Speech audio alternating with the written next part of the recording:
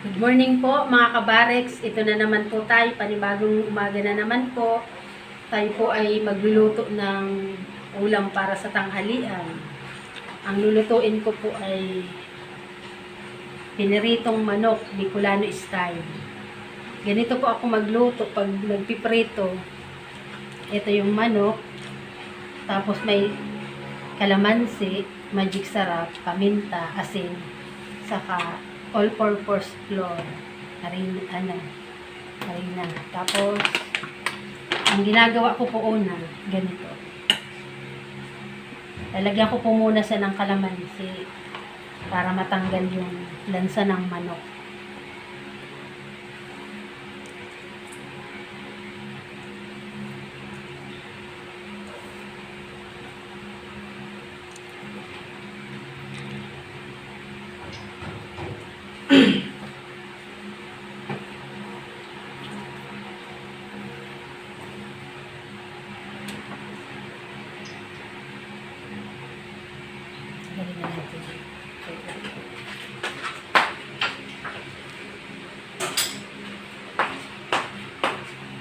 Tapos, imimix muna sa dito sa kalamansi na pulga.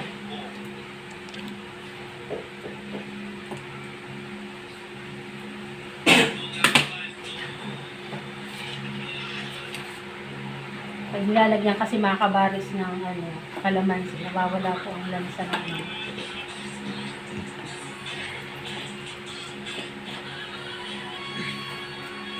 Tapos sumunod na ilalagay natin. Babad muna po pala natin. Tapos, ang susunod kong gagawin, magtatakal ako ng harina.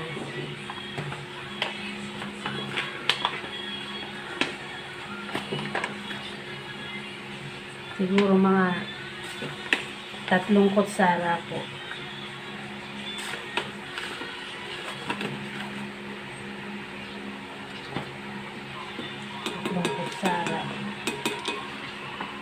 Tapos, lagyan natin ng asin.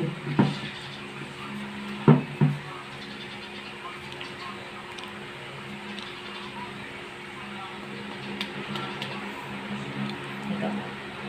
Asin. Paminta.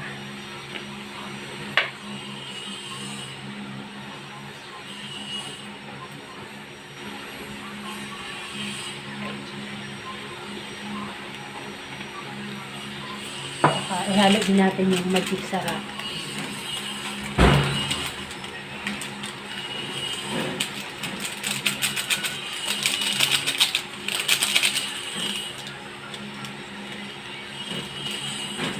Then pagkatapos haluin natin.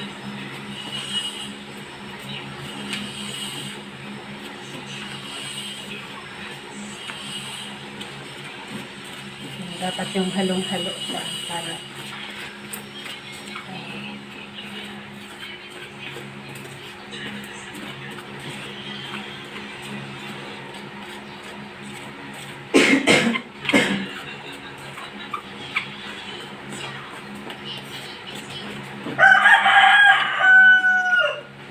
ito, nahalo na siya.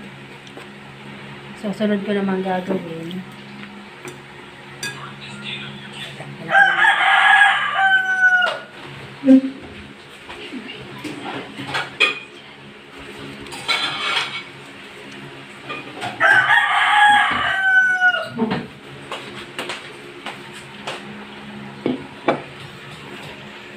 Itong manok na binabad sa kalamansi,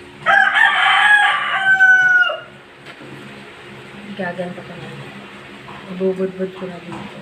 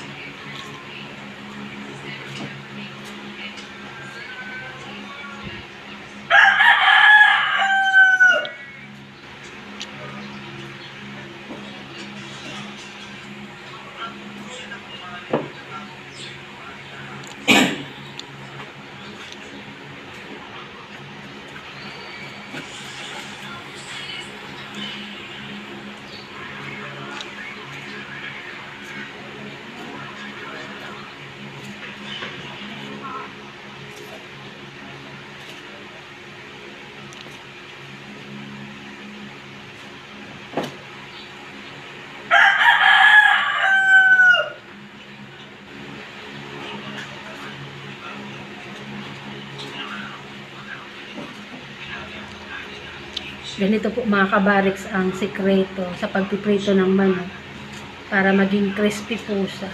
Crispy ang ibabaw. Tapos juicy yung loob.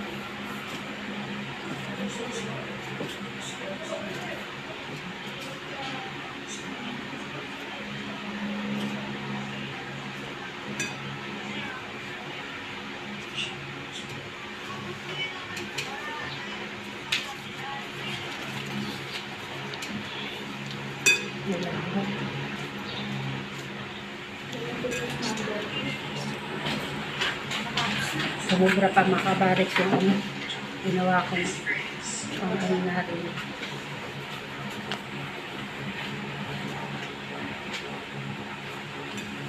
So ngayon mga kabariks, ang gagawin natin, bababad muna natin sa ng mga siguro mga 10 minutes po bago natin isalang. Mamaya po i-update ko po kayo mga kabariks. Okay mga kabariks, so ngayon pwede na nating iprito ang manok. Pero bago nating ilagay yung manok, painitin mo na yung mantika.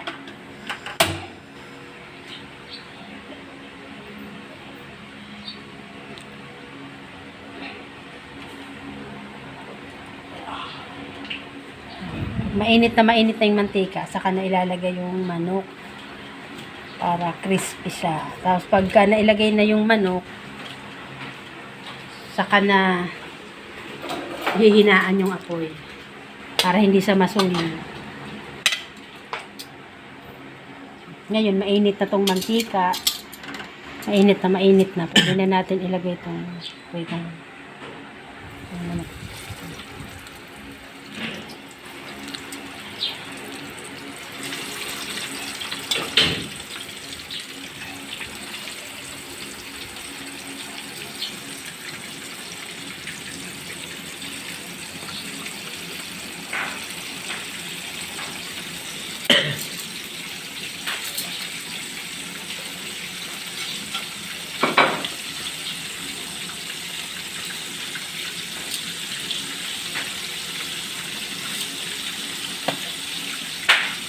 Na ano natin mga kabarig ko, yung apoy niya.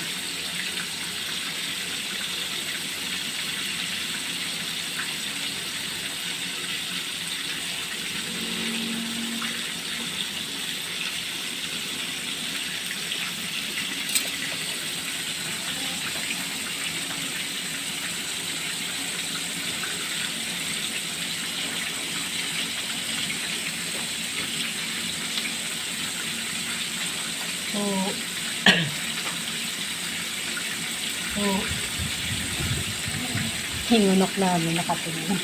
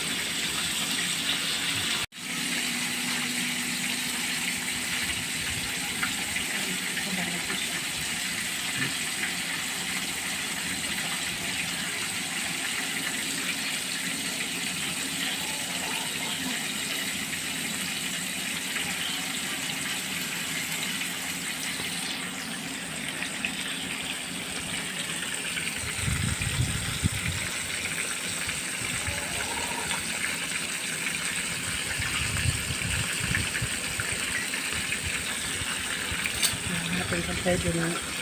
Balik pa rin.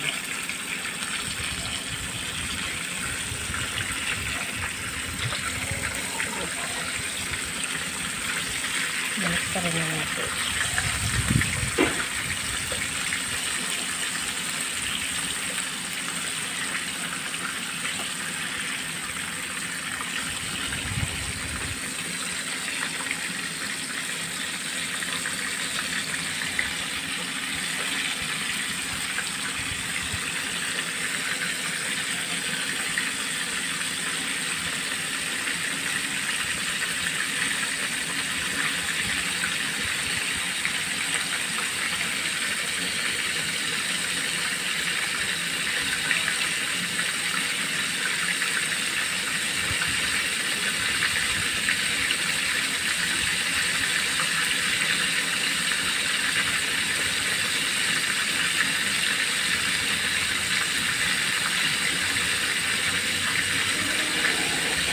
Mas maganda sana kabariks kung magpiprito kayo. Lubog sa mantika. Pero pwede rin naman ganito. Halos kalahati lang sa ng manok ng mantika.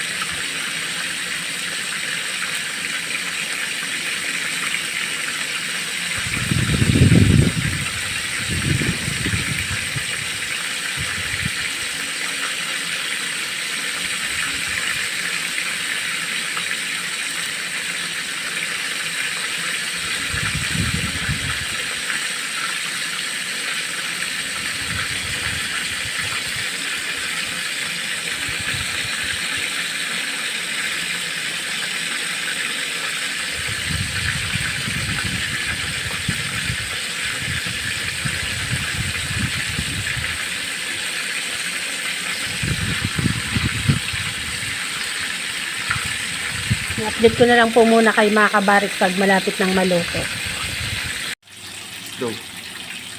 So ngayon mga kabariks, luto na tong manok.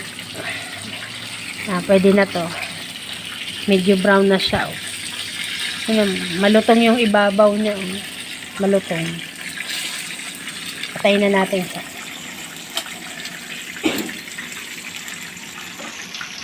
Patayin na natin.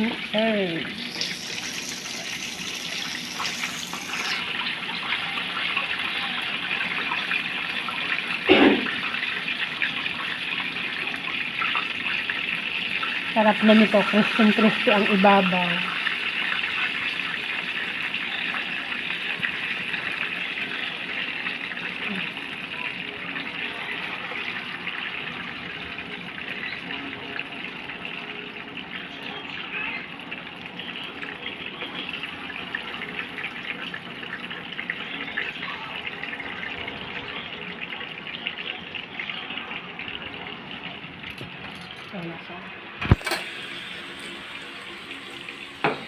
Yan, ganito lang kasimple mga kabariks yung pritong manok, Bicolano style. Crispy. Sana po mga kabariks nagustuhan niyo po yung prito kong manok. Sana po lagi po kayong manonood at sana po mag-subscribe po kayo para lagi kayong updated sa mga videos. Salamat po. Kainan na.